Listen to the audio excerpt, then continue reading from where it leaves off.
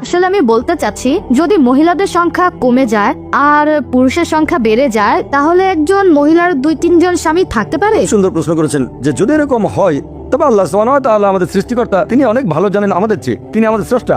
এই কারণটা হচ্ছে আল্লাহ মহিলাদের শক্ত করে বানিয়েছেন। মহিলারা মেডিকেলি পুরুষের চেয়ে অনেক বেশি শক্ত। এটা কি জানেন? আমি একজন মেডিকেল ডাক্তার। মেডিকেলি মহিলারা পুরুষের চেয়ে অনেক বেশি দিন বাঁচে। আমরা ভাবি পুরুষের শক্তি বেশি, শরীরের জোরটা একটু বেশি, তবে মেডিকেলি মহিলাদের শক্তি বেশি। মহিলারা অনেক দিন বেশি বাঁচে। মহিলাদের গড়ায়ু পুরুষের আয়ুর চেয়ে কয়েক বছর বেশি। শিশুকালেও মেয়েরা তুলনায় কম মারা যায়।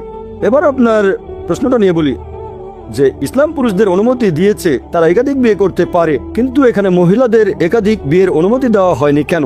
কারণটা হচ্ছে একজন পুরুষের যদি একাধিক স্ত্রী থাকে, যদি সন্তান জন্ম নেয়, আপনি সহজেই বুঝতে পারবেন সেই সন্তানের বাবাকে আর মাকে। তবে একজন মহিলার যদি একাধিক স্বামী থাকে, যদি সন্তান জন্ম নেয়, তাহলে মাকে খুঁজে পাবেন, বাবাকে বের করতে পারবেন না। তারপর সন্তানকে স্কুলে ভর্তি করতে যাবেন, এর বাবার নাম কি? তখন হয়তো দুটো নাম দিতে হবে। এখন মেডিকেল বিজ্ঞান অনেক উন্নত হয়েছে, যেমন ডিএনএ, জেনেটিক কোডিং। এখন বলতে পারবো বাবাকে আর মাকে, এখন সেটা আগে সম্ভব ছিল না। ইসলাম পৃথিবীতে আছে স্বর্ণাতীতকাল থেকে, এটা একমাত্র কারণ নয়, এছাড়াও আরো কিছু কারণ আছে।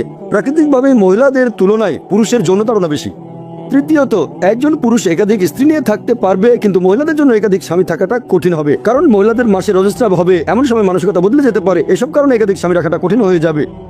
এছাড়াও এখনকার দিনের বিজ্ঞান আমাদের বলে যে একজন পুরুষের যদি একাধিক যৌনসঙ্গী থাকে আর তাদের প্রতি বিশ্বস্ত থাকে, যেমন একজনের যদি একাধিক স্ত্রী থাকে, একাধিক যৌনসঙ্গী থাকে, আর তারা সবাই যদি একে অন্যের প্রতি বিশ্বস্ত থাকে, তাহলে সেই পুরুষের অথবা সেই মহিলার কোনো রকম যৌনবাহিত রোগ হবে না। তবে একজন মহিলার যদি একাধিক যৌনসঙ্গী থাকে, যদি তার একাধিক স্বামী থাকে, তাহলে তাদের যৌনবাহিত রোগ হবে। প্রথমে রোগটা সেই মহিলারা হবে, তারপর সেই রোগ তার স্বামীদের মধ্যে ছড়িয়ে পড়বে। তাই মেডিকেলি এটা ভালো নয় যে একজন মহিলার একাধিক স্বামী থাকতে পারে। আশা করি উত্তরটা পেয়েছেন।